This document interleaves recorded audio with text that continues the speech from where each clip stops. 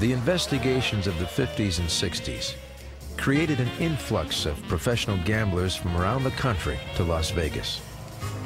The Second Chance City held its arms open and welcomed a new player into the fold of legalized gambling, the professional sports bettor, the calculating evaluator of human talent. They were a sports bettor, and they couldn't do it in their hometown without getting in trouble and creating a scandal, but they could do it here, not only be legitimized, but be lionized. Sports gamblers are different. They are not frivolous wagerers intent on taking their chances with casino odds stacked against them. They spend all week evaluating and disseminating information, planning for the weekend when they live or die during the football, baseball, or basketball seasons. One of the best is Frank "Lefty" Rosenthal, a man who sees sports gambling as art. Like the great horse player Pittsburgh Phil Smith, Rosenthal did his best to eliminate as much of the gamble before putting his money on the line. Prior to relocating to Las Vegas, Frank "Lefty" Rosenthal was well known by the FBI as an astute gambler that had been handicapping and providing inside information for the Chicago mob. He had been arrested numerous times for his illegal gambling activities. Most of the charges were eventually dropped. Things got serious for Lefty in 1961 when Bobby Kennedy dragged him before the McClellan Committee, accusing him of bribing Oregon State football player Michael Bruce. At the hearing, Lefty took the Fifth Amendment 37 times and returned home free of any formal charges.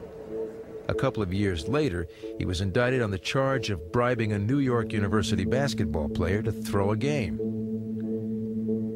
In 1968, he moved to Las Vegas. Rosenthal had all sorts of legal problems that became celebrated in the movie Casino. But his background was as a sports bettor, and apparently one of the savviest sports bettors in the world. I mean, he was a guy who knew the number.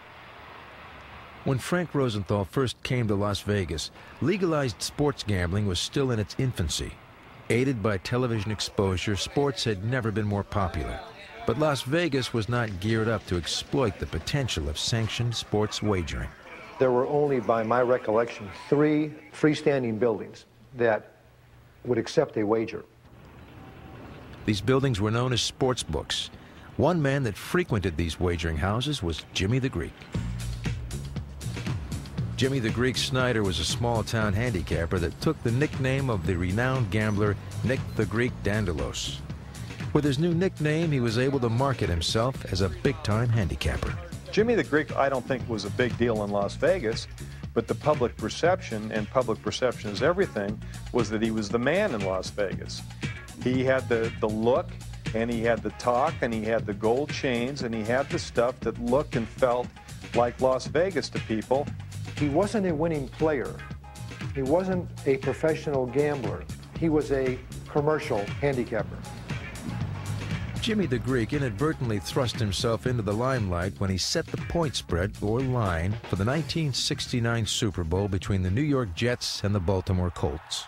One of the things that made Super Bowl betting and sports prognostication so well publicized was the worst line ever put on a game, and that's when Jimmy the Greek announced that the Baltimore Colts in 1969 would beat the New York Jets by 17 points.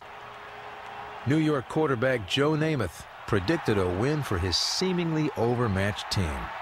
Snyder's line brought a lot of action to the game.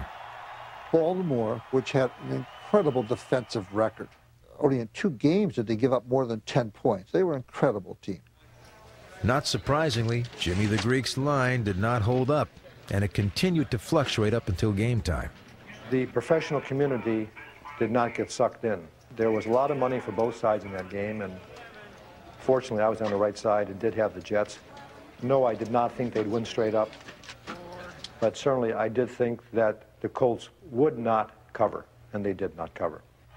The Jets won decisively, and everybody talked about that as though it made Jimmy the Greek look like a fool. But what they forget is the only reason for establishing a betting line on a game is to try to draw equal amounts of money on either side. It has nothing to do with predicting the outcome of the game.